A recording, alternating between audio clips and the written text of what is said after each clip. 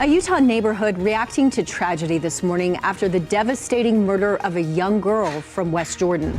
Plus, a story you will only see right here on KSL. A danger lurking inside one Heber home. It was found to be the cause of one family's severe illness.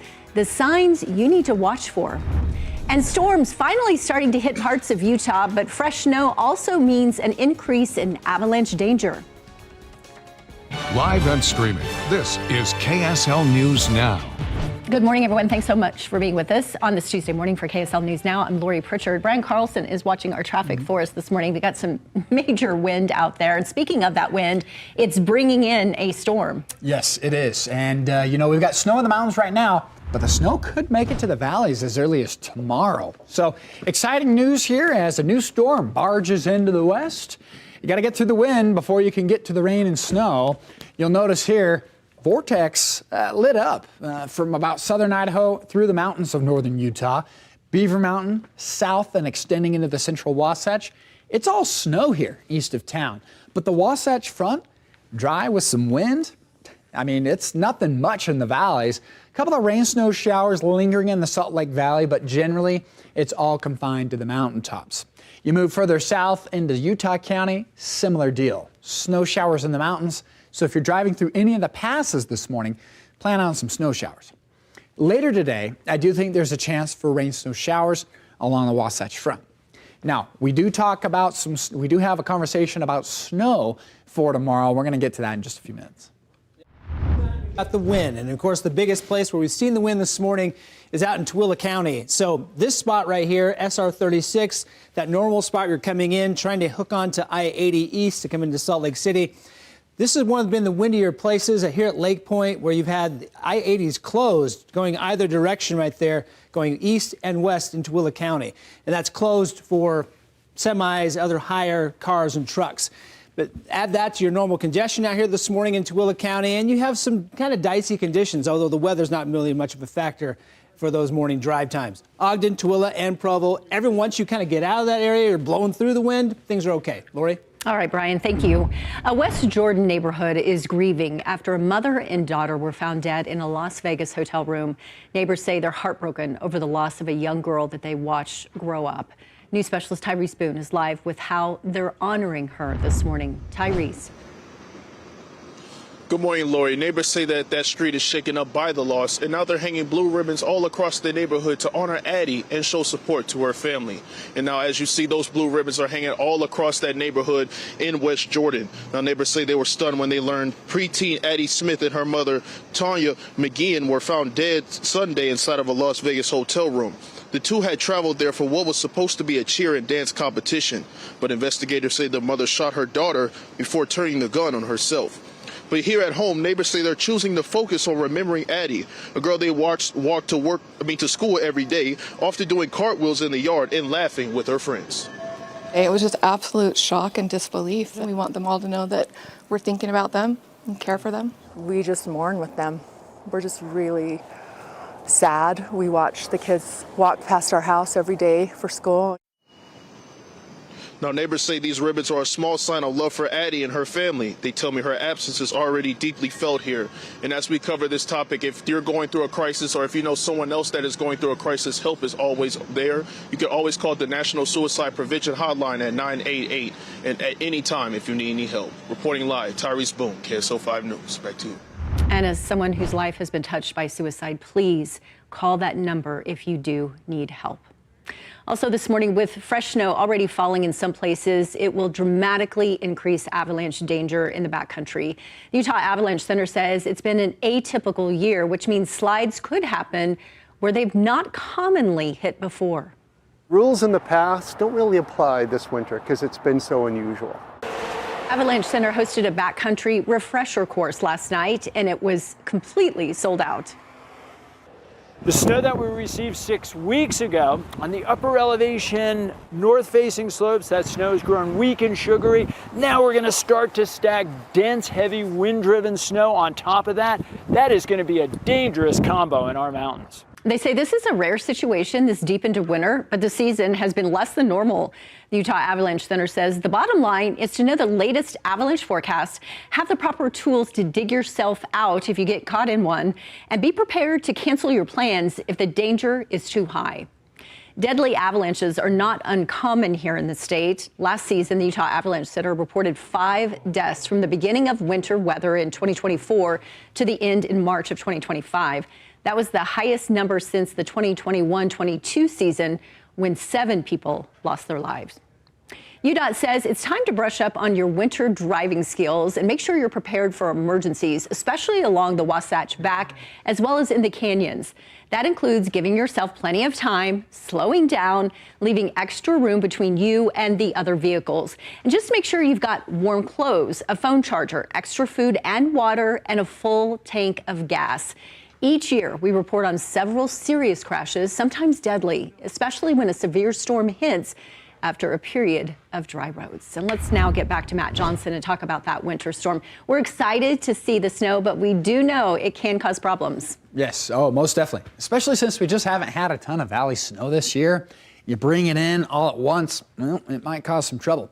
Okay, I got some clouds, ominous at times, with a couple of showers along the Wasatch Front. Really, the areas that are seeing the snow right now, you guessed it, it is the mountaintops. This is a look at Deer Valley on the Ontario Snow Stake, and so that's up at about 9,000 feet.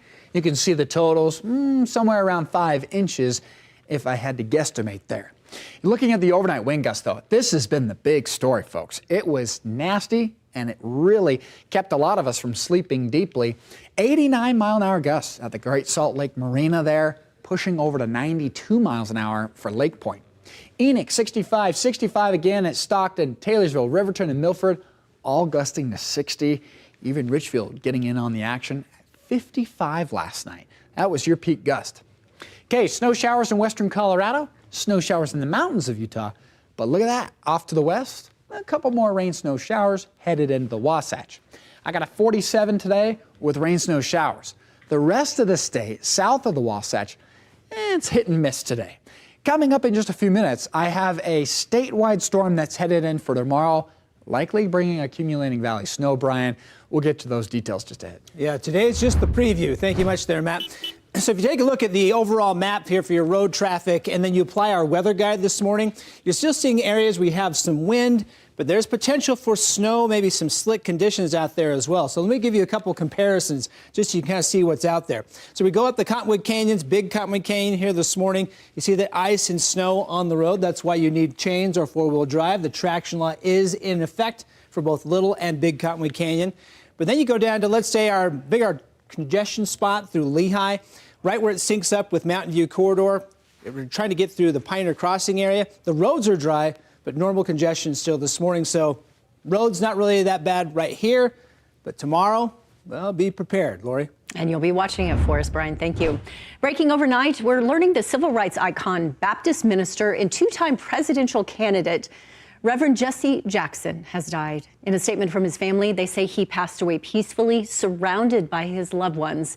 Jackson was a young protege of Dr. Martin Luther King Jr. and worked to keep the civil rights movement alive after King's death.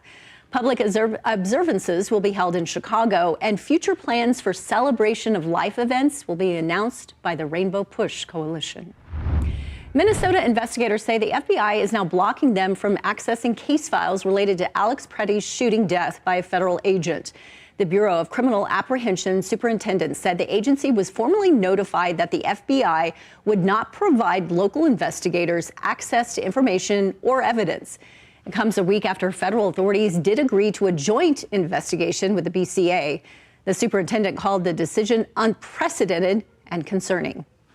Tragedy striking a youth hockey game in Rhode Island. Authorities say 2 people were killed in what appears to be a targeted shooting after a family dispute.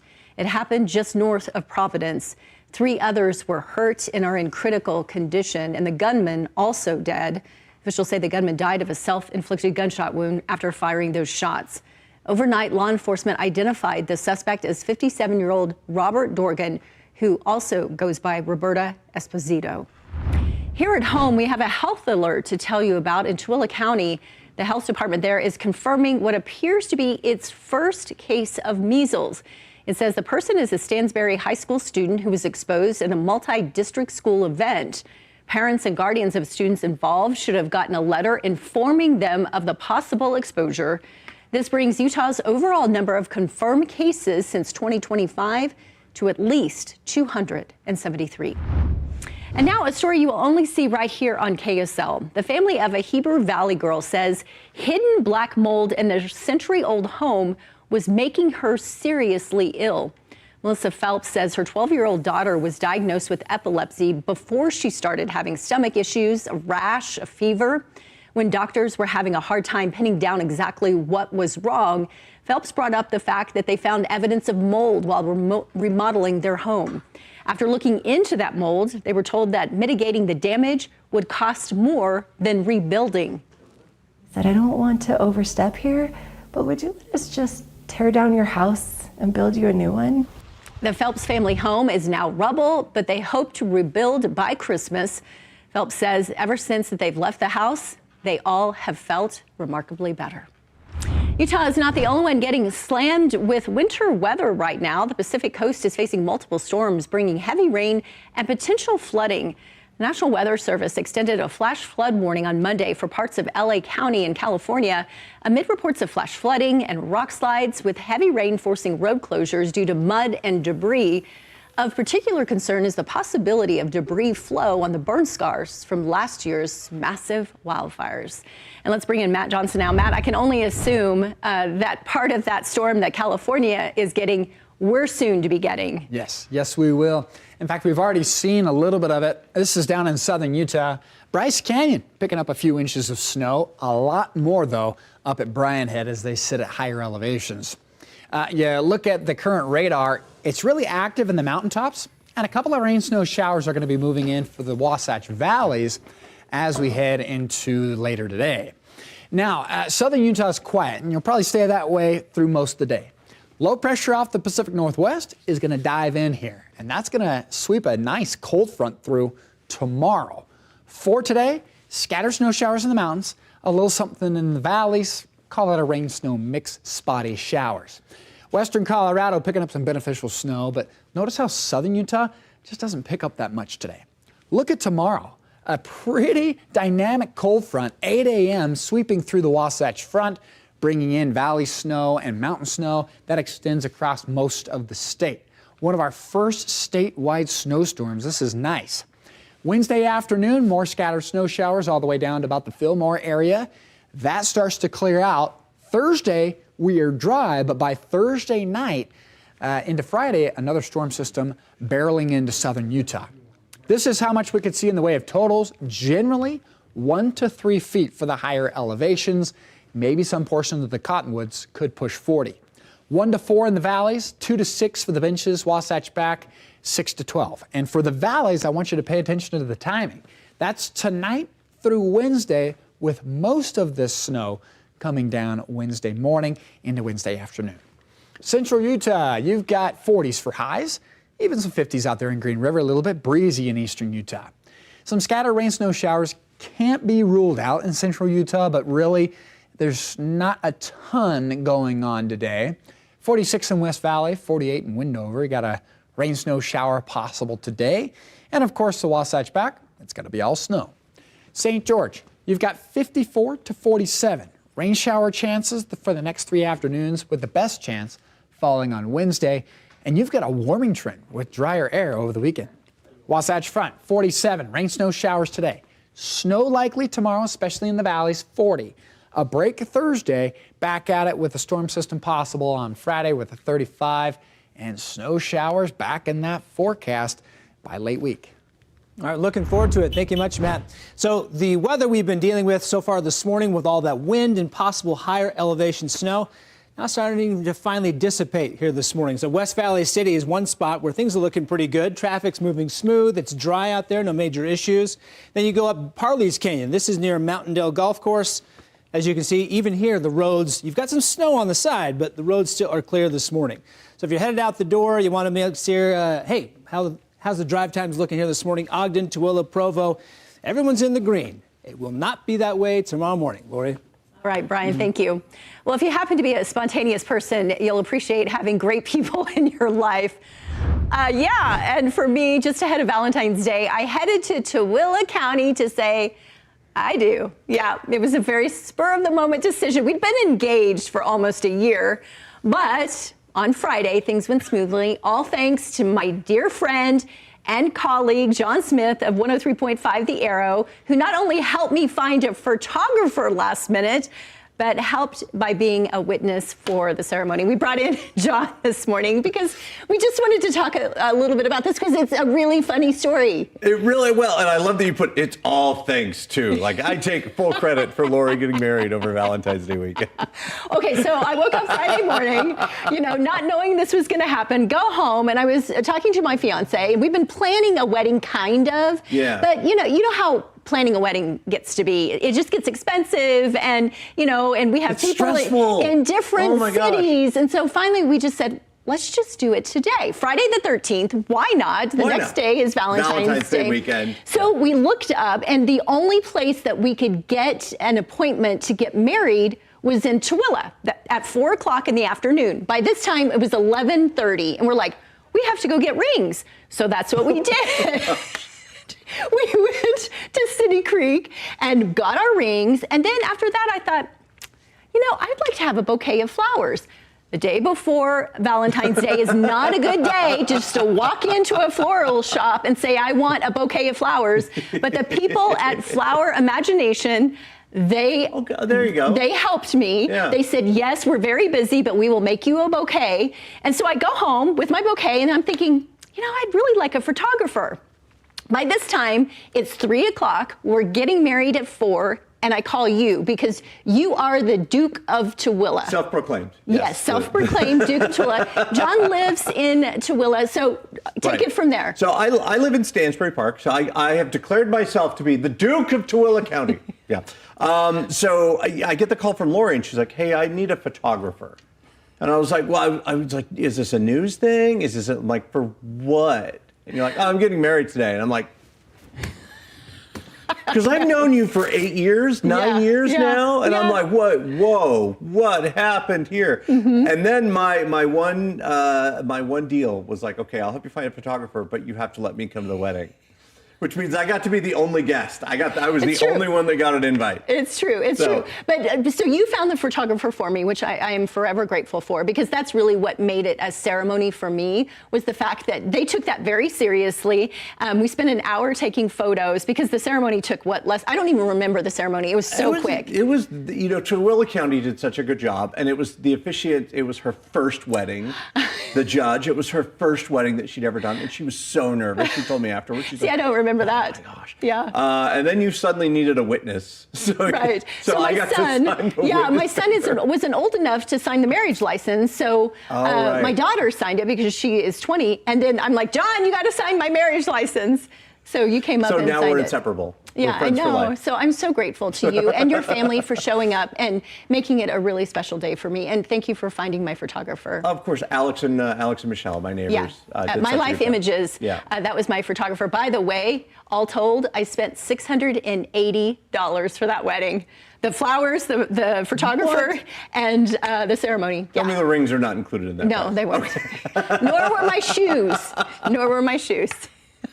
John Smith, thanks so much for being a good friend. Absolutely. Thanks for letting me be a part of it. Oh, of course. All right, Matt Johnson, let's get back to what really matters, and that is the forecast, because we're going to have a winter storm hitting us in the next 24 hours. That is true, but we also have to wish you a congrats on your marriage there.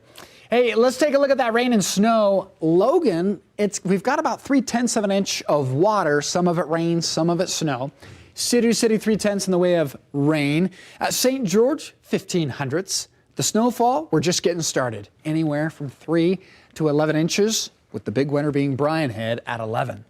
Preston, you got a snow shower that extends up into the Grace area. You move further south, it's really confined to the mountaintops. Notice how the Wasatch Front, we're kind of in a lull right now. And you'll notice here into the Wasatch Mountains and western Uintas, picking up some snow. Further south, really spotty for the valleys, but snow consistent in the mountaintops. Your forecast for today? Northern Utah, rain, snow, showers. But southern Utah, we're going to stay dry generally. Brian? All right, sounds good. Thank you much there, Matt.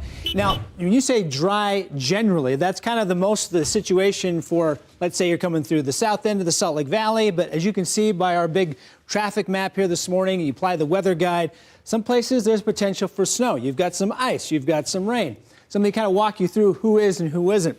So let's say you're coming through I-15. This is, I believe, again, North Salt Lake, North Interchange, headed towards Salt Lake City here this morning. You're dry, so this is generally dry. But if you're up in, let's say, Heber, near Deer Creek Reservoir, you got a crash on Highway 189, right there passing the reservoir. It's right here just off the side of the road, but look at how much snow they have on the road this morning. So we had all that snow this morning.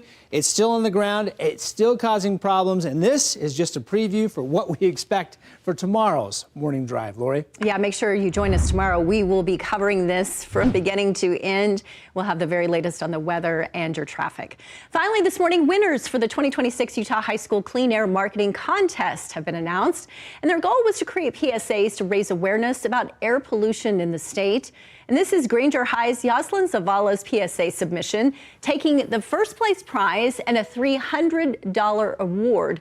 19 others were recognized as state winners, and you're looking at a number of these. Be the Change, you see there on your screen.